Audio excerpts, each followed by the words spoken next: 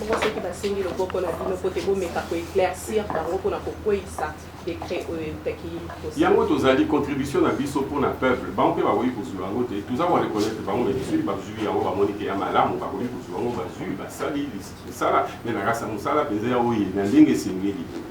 Na minebo comme pour le reste à Congo et la communauté nyonso. Na ba aspect mingi o eza ko concerner minengo eto ba communauté locale sur autolobélité. La solution wana nyonso ya kobotola bokonzi na bango. S'il vous plaît, vous faites une autre réunion là-bas. Et ça la kobotola bokonzi parce que kobotola bokonzi ni mizo utana bakonzi ya likolo. Balia mbongo na bango. Bazora bamengo na bango bakoko batika nzoka nde bomengo ezaki ya bango bango nde basala Congo na leopold. Tant de botoli Congo na maboko ya leopold à travers pays naye, c'est-à-dire la Belgique. Pour garder au niveau central, soit comme la communauté, soit comme concessionnaire, soit comme propriétaire. Tout le monde le bazar la petite, tout vous voyez que ça là que pas qu'on négocier un projet sous en disant que tout PC ma belle, tout PC wall, tout PC ainsi de suite. Donc nous on a ce pourquoi je dis l'arbre qui cache la forêt. Les problèmes de Minembwe c'est un arbre, la forêt est plus grande, concerne la plupart des communautés sinon toutes. Concerne aussi plusieurs autres sujets qui concernent la répartition du patrimoine dans le pouvoir central. Le patrimoine, la répartition des ressources, les 40% ne sont pas donnés aux provinces, moins encore aux entités décentralisées. Donc, on a mis au secours, on va faire la courage. Courage, on est pour vous départ peuple, dans le peuple européen, ça y est, le Conzi, il y a pour ça la campagne. Vous regardez toujours position la bino pour le peuple congolais, to fait bandeko, bazali kotala te. Tant vous allez garder position la bino baloba. Position nini? Il y a ningate kosunga. Bandeko to ressources na bato, ezali kokende ko. S'il vous plaît, s'il vous plaît.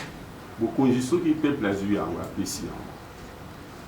Azana tina boya kosunga. Ba moto kwa na boya supposer que za na idéologie mo voter. Peuple peut aponi bino te pour kosunga bango en allant travailler avec eux. Le peuple a besoin de bandaza, où il y a un peu de information. Ok, l'obispo est baby, a vu ici qu'à Baouana Babel. Sauf que au Sangani, nous privons au peuple la possibilité d'avoir une opposition que nous ne sommes pas. Nous aurions pu être une opposition en ce que nous aurions eu la même légitimité du peuple répartie en deux, par où Bazali ko géré, par où Bazali ko tia son esprit à bien. Nous ne sommes pas dans un contexte, nous sommes devant bateau, Baniché n'a pas là-bas. Nous sommes tous à résister contre les bango, na bokonzi na bango, il y a Baniché à ma casse. C'est en cela que nous sommes venus. Donc c'est dire l'opposition signifie que Bonimi, Bao Bazawana, comme il y a eu la légitimité populaire, et que Bangonde Batangani Bakabola, va gérer l'opposition. Binope, Binona Bango Boutina, pour peuple, dans Dengue Moura décida qui a l'objet que Bino Boza l'opposition, minorité Bopé Sarabaïde. C'est en cela que Baïdé Toropé ses alliés à Baïdé à Songi Songi. L'idée à Songi Songi a l'idée au Pessi, au Tcholi, au Pessi, idée. Oui, mais quand on sale la montée, à sali en bien.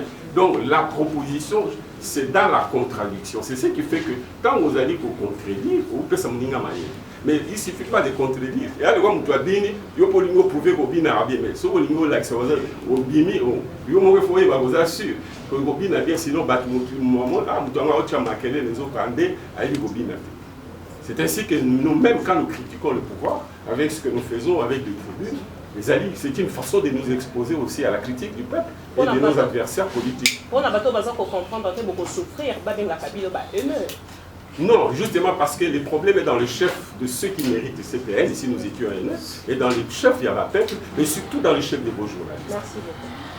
Biso tous alliés et surtout au lobby moninga na yo l'esprit a bien ndenge pe ba constitution lobby aux ana gouvernement aux ala non société civile au lobby que ça il n'a bien ma ils a rien ils a dit ndenga koloba.